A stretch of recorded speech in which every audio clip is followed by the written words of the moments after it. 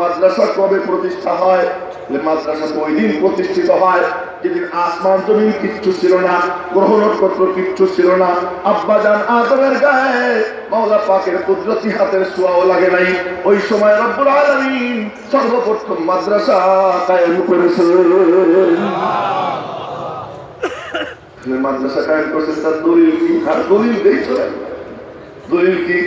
দলিল হলো রূহের জগতে রব্বুল আলামিন জিজ্ঞেস করলেন, এই বলতো আমি কি তোদের রব না? আলাস্তু বিরাব্বিকুম, আমি কি তোমাদের রব না? কেউ কোনো জবাব দিতে পারে না। একজন জবাব দিলেন, বালা, আপনি আমাদের রব। এখন সবাই বলে বালা।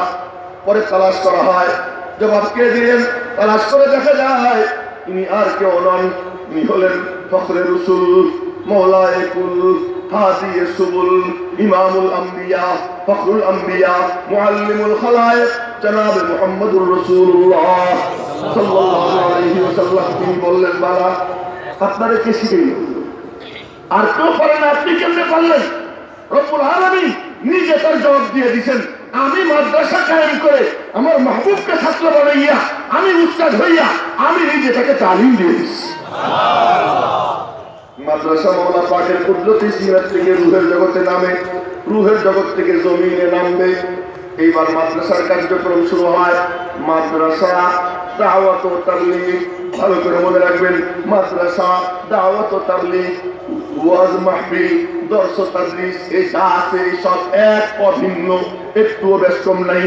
ওয়াজ মাহফিলে যা হয় মাদ্রাসায়ও তাই হয়, দাওয়াত ও তাবলীগেও তাই হয়। এখন দেয়ারিকের মসজিদ বানাই, দাওয়াত ও তাবলীগ ওনারা বলে, আহম্মকের মতো কেউ কেউ বলে যে ঈমানের শিক্ষা পাইতে হইলে এই দাওয়াত ও তাবলীগের লাইন একমাত্র লাইন, মাদ্রাসায় এটা তালিম হয় না। আশ্চর্য কারবার, যেই দাওয়াত ও তাবলীগের জন্ম হয় মাদ্রাসা থেকে, ওই দাওয়াত ও তাবলীগ কি করে এমন কথা বলতে পারে? আহম্মকের মতো এমন কথা বলে। লক্ষ্য করেন, দাওয়াত ও তাবলীগ বলেন, ওয়াজ মাহফিল বলেন, মাদ্রাসা বলেন, তিনটা এক ও অভিন্ন। এমনকি খানকা বলেন, খানকা, এই চারোটা এক ও অভিন্ন, কোনো পার্থক্য নাই। যেটা খানকা ওইটাই মাদ্রাসা, যেটা মাদ্রাসা ওইটাই খানকা, যেটা দাওয়াত ও তাবলীগ ওইটাই মাদ্রাসা, যেটা মাদ্রাসা ওইটাই দাওয়াত ও তাবলীগ, যেটা ওয়াজ মাহফিল ওইটাই মাদ্রাসা, ওইটাই খানকা, ওইটাই দাওয়াত ও তাবলীগ। এই চারটা এক ও অভিন্ন। শুরু হয় রব্বুল আলামিন নিজেই প্রতিষ্ঠানের প্রতিষ্ঠাতা, বলেন না আল্লাহু আকবার। প্রতিষ্ঠানের প্রতিষ্ঠাতা স্বয়ং আল্লাহ। এবার মাদ্রাসাকে জমিনে নামাবেন। এই দ্বীনি কার্যক্রম একসাথে শুরু হয়, একসাথে শুরু হয়।